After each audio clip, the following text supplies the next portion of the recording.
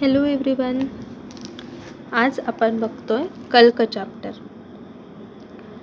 Definition: यह पिंडो रसपिष्ठानां सकल्कानां परिकीर्तितः. कल्क काय असतं तर soft mass of paste with rasa of the drug prepared by pounding of the drug.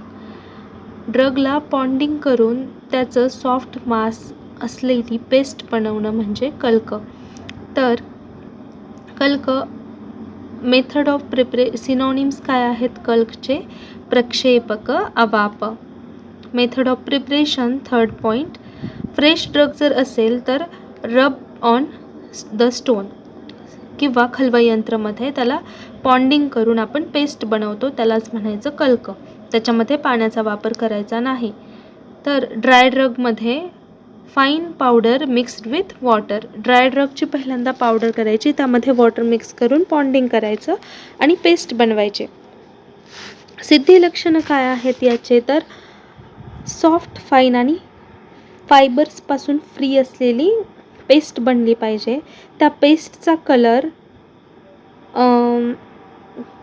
त्याचा रस आणि गंधवास हा जे आपण ड्रग यूज केले पेस्ट बनवायला सेम तसाच त्यासारखा असला पाहिजे. आणि पेस्टवर आपण जर असा अंगठा दाबला तर अंगठ्याचे जे फिंगरप्रिंट आहेत, थंबचे फिंगरप्रिंट त्यावर यायला पाहिजे. अशा प्रकारचे सिद्ध लक्षणं आहेत त्याचे. प्रिन्सिपल जे इन्व्हॉल्व आहे यामध्ये ते कोणतं आहे की कोणताही पार्ट आपल्याला वेस्ट होऊ द्यायचा नाही. कल्कमध्ये मेन काय आहे, कोणताही पार्ट वेस्ट होत नाही, सगळं यूज केलं जातं कल्कमध्ये. कल्क हे स्वरसपेक्षा गुरू असतं आणि त्याची पोटेन्सी स्वरसपेक्षा कमी असते, कारण त्याच्यामध्ये खूप सारे फायबर्स आणि सेल्युलोजसुद्धा असतात. प्रक्षेपक द्रव्य काय आहे तर मधु, घृत, तैल हे आहे आणि ह्यांची क्वांटिटी किती घ्यायला पाहिजे? डबल क्वांटिटी घ्यायला पाहिजे. सीता, गुड यांची क्वांटिटी किती घ्यायला पाहिजे? इक्वल. जर हे सीता, गुड हे जर प्रक्षेपक द्रव्य तुम्ही दिले त्यासोबत खायला तर त्याची क्वांटिटी किती घ्यायला सांगायची? इक्वल. आणि द्रव म्हणजेच तक्र किंवा क्षीर हे जर दिले तर क्वांटिटी किती असली पाहिजे? 4 टाइम्स. डोस काय आहे? 1 कर्ष म्हणजेच 12 ग्रॅम. शेल्फ लाईफ काय आहे? Instant use. General uses of कल्क 6 युजेस आहेत. First, administered orally. Second, used externally as lepa in vrana, ruja, दाह.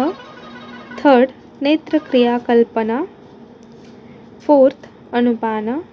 Fifth, in secondary preparations. Sixth, parada sanskara. Example काय आहे? निंबकल्क. निंबकल्क कसं बनवायचं? इन्ग्रेडियंट काय आहेत? निंबपत्र,